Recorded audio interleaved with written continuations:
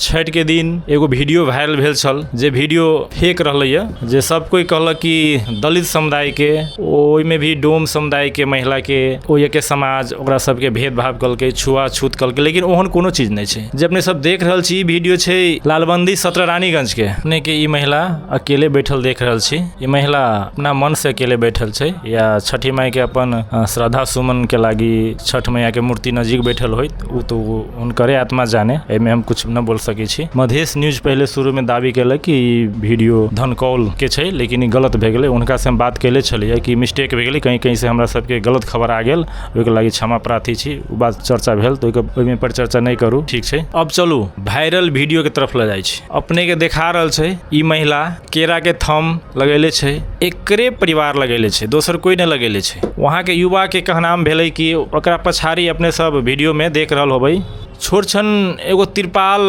पंडाल नजर अबित होत। ओइ पंडाल में मूर्ति छै, छठी मैया के मूर्ति छै। ई शायद कोई कहले नहीं होत, ई छठी मैया के मूर्ति बनल छै पंडाल में वहाँ के युवा के कहनाम अनुसार। तो उ महिला जिद कल के मूर्ति के अगाड़ी हम रहब कह के, सब आदमी बगल में है, साइड सब में सबके घाट छै, सब कोई सम्मिलित छै, लेकिन ई महिला कल कि ना हम मूर्तिये के अगाड़ी में रहब। तब समाज सब कल कि छठ के दिन रहे दे, कोई दिक्कत नहीं, कहीं कर सके कोई। लेकिन जे वीडियो बनाए वाला रहल उनके गाँव के आदमी वीडियो बना के गीत अपलोड करके रख देलके। एकरा सोशल मीडिया में आदमी सब नकारात्मक दलित समुदाय से जोड़ देलके है, लेकिन ई दुखद है। कहबी तो भेदभाव है, अपना सबके मधेश में भी है भेदभाव, और नेपाले में पूरा नेपाले देशे में भेदभाव है। जैसे कि मधेसी समुदाय के भेदभाव भे गेलै, औरो समुदाय सबके भेदभाव होइ छै भेदभाव होइ छै, लेकिन भेदभाव करे के न चाही। और ई जे महिला छै ई महतो परिवार के छै, एकर नाम अपने सब देख लेबै, हम नाम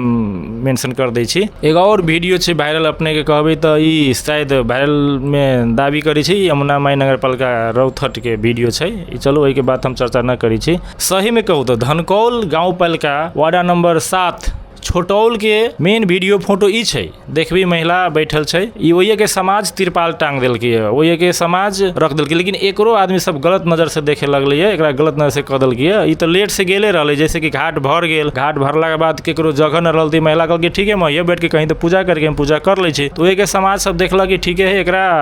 रात में पहले तो न रहत रहलै है, सवेरे साँझ में चल अभी तक घर फिर पुनः सुबह में जाइत रहलै है, लेकिन अब कुछ साल से सब कोई घाटे में रहै छै। तो ओये के समाज सब कहलकै एकरा जब घाटे में रखे के तो फिर चल जती घर है, तो इससे बढ़िया तिरपाल लगा दी वही ठामन रहते कह के। तो ओये के समाज सब तिरपाल लगा के एकरा सुविधा सेवा देले छै। ई बात तो क्यों न कहलक, ओई दिन ई बात कहले रहले सदस्य वार्ड अध्यक्ष हम सब कहले छी, लेकिन हमरा सबके ई वीडियो फोटो उपलब्ध नहीं रहल। वो वीडियो हम सब तो दावी नहीं कैले, लेकिन फिर भी फोटो वीडियो के एगो वीडियो बना देलिए। तो आई ओई सत्यता के ऊपर हम सब चर्चा पर चर्चा कह के अपने सबके सत्य है इसे हम रख रहल छी, अपने सब देख सकै छी। और जे है से हम अपने रानीगंज के युवा से एहि बारे में चर्चा कैले छी, अपने सब सुन लेब और समझ लेब। यो के छ भने नि आज बिहानबाट एउटा यो भिडियो यो जुन हेरिरहेको छु यो मिडियामा यो दलित समुदायलाई हेला गरेको भन्ने यो छठ घाटमा भनेर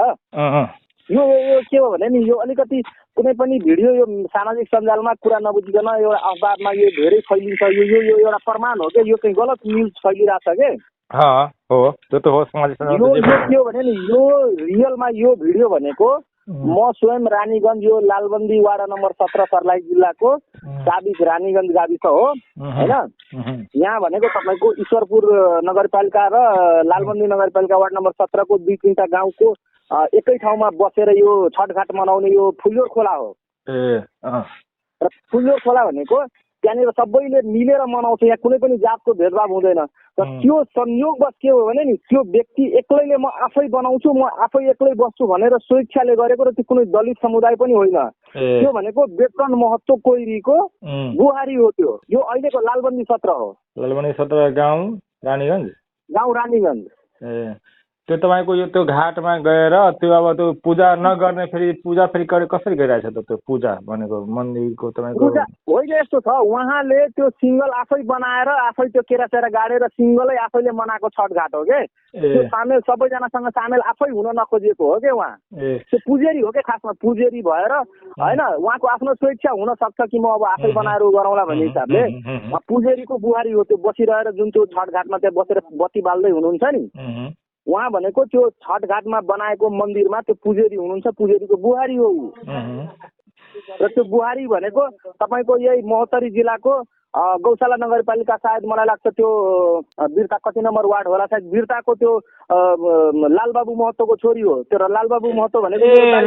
लालबाबु महतोको छोरी तपाईले पनि चिन्नुहुन्छ म त चिनिरहेको छु त मेरो आफ्नै गाउँले त किन चिन्नु लालबाबु महतो त्यो मेरो फुपूको छोरा हो त्यो मेरो फुपूको पोती हो ए अनि मैले यो न्युज त्यही त भनिरहेको छु छठ भनेको हाम्रो तपाईँको हिन्दू सनातन धर्मको हो भेदभाव छँदै छैन त फेरि यो भिडियो कहाँबाट आयो अनि यो भिडियो आयो भने त मधेस न्युजले हाम्रो यहाँ के छ भने मधेसी समुदाय र पहाडे समुदाय मिश्रित समुदाय यो एरिया छ बुझ्नुभयो अनि अब पहाडे समुदायहरू त्यहाँनिर छठ घाट हेर्न भनेर साँझमा जानुभयो त्यो गइसकेपछि सबैजना प्राय एउटै लाइनमा छ तर यो व्यक्ति किन एक्लै बस्यो होला भनेर अन्तरात्मामा अन्दाजले सायद यो मान्छे दलित भएर यसलाई छुट्याइदिएर यस्तो गरेको हो कि भनेर उसले भाइरल त भिडियो त्यही भएको छ भाइरल बनाइदियो उसले भिडियोमा केही पनि लेखेको छैन मात्रै भिडियो बनाएर फेसबुकमा पोस्ट गरेको छ हैन त्यसपछि वास्तविकता नबुझिकन एउटा पहाडे समुदायले के गर्यो भनेदेखि पोस्ट गरिदियो त्यसलाई चाहिँ के गरिदियो भनेदेखि अब अफवाह फैलाउनेहरूले दलित समुदाय भनेर त्यो गरिदिन्छ जबकि त्यो दलित पनि होइन हाम्रो यहाँ लालबन्दी नगरपालिका र ईश्वरपुर नगरपालिकाको मिश्रित छठघाट हुने भनेको फुल्यो खोलामा हो बुझ्नुभयो त्यहाँनिर तपाईँको दलित समुदाय पर्ने बाँकी अन्य जाति सबै सँगै बसेर लगभग मलाई लाग्छ त्यही त हो जाति समुदायमा देख्दै तपाईँको छैन व्यक्तिको विशेष के हो भने नि व्यक्तिको प्रत्येक व्यक्तिहरूको एउटा आफ्नो मनसाय हुन्छ नि त अब कोही नमिल्ने हुन्छ कोही मिल्ने हुन्छ ऊ व्यक्ति चाहिँ कस्तो छ भने अरूसँग झ्याट्टै मिल्न नखोज्ने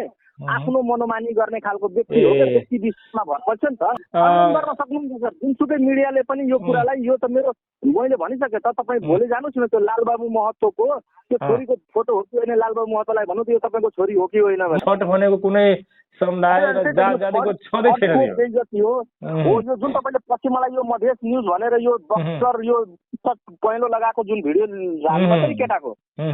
यो व्यक्ति हाम्रो गाउँ समाजको होइन यो व्यक्ति कहाँको भिडियो के हो हामीलाई त्योसँग मतलब भएन बुझ्नुभयो नि तर यो सुरुमा हाल्नुभएको जुन यो भिडियो सर्लाही जिल्लाको धनकौल गाउँपालिका वार्ड नम्बर 7 को जुन भनेर लेख्नु भएको छ नि हो त्यो धनकौलको होइन लालबन्दी वार्ड नम्बर 17 रानीगञ्ज उही बेचन महतोले बनाएको आफूलाई बनाएको उहाँको घाटो र त्यो बसिरहेको उहाँको जेठी बुहारी हो र उहाँ मेरो रिलेसनको मान्छे हो म पनि एउटा महतो समुदायको मान्छे भएर होइन त्यो मेरो रिलेसनको मान्छे हो त्यही भएर होइन अब त्यसको विषयमा त यो गलत यो भिडियो यो अब कुन व्यक्तिले कसरी यो विषयमा अफवाह फैलाइदियो दलितलाई अवहेला गरेको भनेर यो तपाईँको म भन्दैछु यो तपाईँको हिजै साँझमा यो भिडियो भाइरल भएको छ अनि आउँदा तपाईँको पुरै सोसियल मिडिया भाइरल भएको छ आज तपाईँको साँझसम्म अब हेर्नु भाइरल भयो होला त्यो मान्न सक्छु के हो भने अब हामी सबैजना छठ घाटमा छौँ छठ मनाउने क्रममा मोबाइलमा त्यहाँनिर टावरहरू हुँदैन डाटाहरू त्यहाँ राम्रोसँग चलेन त्यो मिडियामा के हुँदैछ त्यो थाहा पाएन हामीले होइन छठघाटबाट घर आइसकेपछि अब यहाँ बिहान अब प्रसादी खाने यताउता अब आफ्नो आफ्नो काममा सबैजना व्यस्त थियो बिस्तारै विदेशमा बसेको आफ्नो गाउँ समाजको ठाउँको मान्छेहरू यो के हो भनेपछि यसो हेर्दा त ल यो त हाम्रो गाउँको मान्छे हो किन यस्तो मिडियाबाजी भइरहेछ भनेर त्यसपछि अलिकति म अब यो गाउँ समाजको अलिकति जागरुक युवा भएको हिसाबले यो विषयको चाहिँ खण्डन गर्न पर्छ भन्ने हिसाबले मैले बाबु त्यो प्रेम एजुकेन्सीलाई कल ब्याक गरेर यो विषयमा मैले जानकारी गराएको हो मलाई उहाँले पनि फोन गर्नुभएको थियो हजुर